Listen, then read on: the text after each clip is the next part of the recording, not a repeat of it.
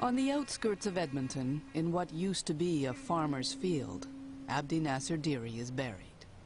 In all, there are 18 graves of young Somali men, most of them from Toronto. Their families couldn't afford to fly them home. At one time, each represented the hope of a new generation of Canadians, but not one lived to be 30.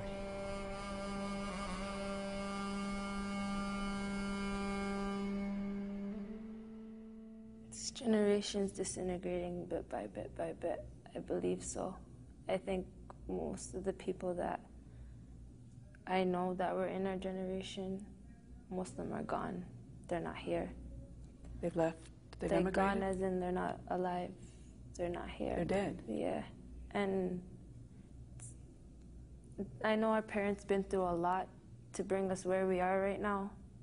And my mom, knowing that I put her through this is the worst thing I could ever put her through. My mom is going crazy back home. My dad, I don't know what to do. I hate this place. I just want to go home safe now. I hate this place. I wish I could go back in time and just say, you know what? Take her 2 tickets. I don't want nothing to do with you.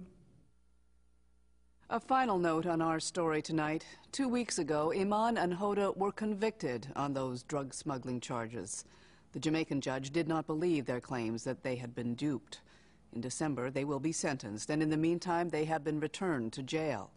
As for Abdi Nasser's murder, police tell us their investigation continues, and we'll update you with any new information that we receive. The Fifth Estate.